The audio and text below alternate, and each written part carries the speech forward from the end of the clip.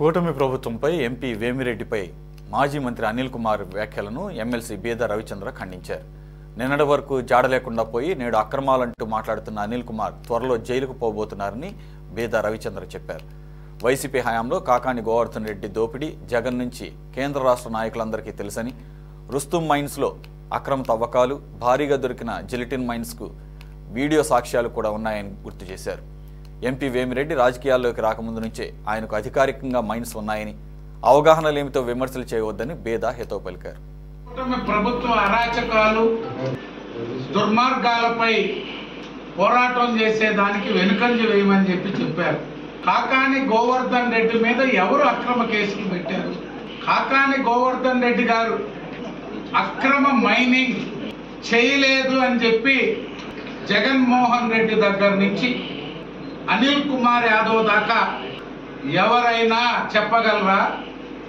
కేంద్ర ప్రభుత్వం స్వయంగా ప్రధానమంత్రి కార్యాలయం, కేంద్ర ప్రభుత్వం మైనింగ్ కార్యదర్శి, మైనింగ్ సేఫ్టీ అధికారులు, ఆనాటి ప్రభుత్వ ప్రధాన కార్యదర్శి జవహర్ రెడ్డి, ఆనాటి డీజీపీ రాజేంద్రనాథ్ రెడ్డి, ఇక్కడ ఉన్నటువంటి కలెక్టర్లకు, ఎస్పీలకి సోమిరెడ్డి చంద్రమోహన్ రెడ్డి గారి ఫిర్యాదులపై ఇన్ఫర్మేషన్ తెప్పించుకొని కాకాని గోవర్ధన్ రెడ్డి అక్రమ మైనింగ్ చేస్తున్నాడని నిర్ధారణ చేసుకున్నారా లేదా తెలియజేయండి. ఈరోజు జవహర్ రెడ్డి లేడు, రాజేంద్రనాథ్ రెడ్డి లేరు డీజీపీ సిఎస్గా. గత ప్రభుత్వంలో ఎవరు కోర్టుకు పోలేదంట వైఎస్ఆర్సీపీ ప్రభుత్వంలో. పోలేదు. గడ ఒడిగిపోయారు వ్యాపారస్తులైన, రాజకీయ నాయకులైన. మిమ్మల్ని ప్రశ్నించాలన్నా, మీ మీద ఎదురు తిరగాలన్నా, మీ మీద కేసులు పెట్టాలన్నా, మీ మీద కోర్టుకు పోవాలన్నా ఈరోజు గొప్పగా చెప్తున్నారు మాజీ మంత్రి గారు. రుస్తుం మైన్ కోర్టుకు పోయి నా మైన్ని మంత్రి కాకాని గోవర్ధన్ రెడ్డి, వైఎస్ఆర్ కాంగ్రెస్ పార్టీ నాయకులు అక్రమంగా తవ్వుతున్నారు, అమ్ముకుంటున్నారు అని కోర్టుకు పోయి ఆర్డర్ తెస్తే దాన్ని ఎవరైనా పట్టించుకున్నారా?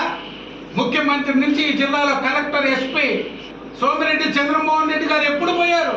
కాకాని గోవర్ధన్ రెడ్డి అయ్యా నా మైన్లో జొరబడి తవ్వుతున్నాడు, తోడేరులో ఇల్లీగల్ మైనింగ్ చేసి 5 ప్రాంతాల్లో తెచ్చి నా దాంట్లో పోసి నాది అది అన్ని కలిపి ఎక్స్పోర్ట్ చేస్తున్నాడంటే ఒక్కడు ముఖ్యమంత్రి కార్యాలయం, చీఫ్ సెక్రటరీ కార్యాలయం, డీజీపీ కార్యాలయం, కలెక్టర్, ఎస్పీ ఒక్కడైనా సమాధానం చెప్పిన పరిస్థితి ఉందా?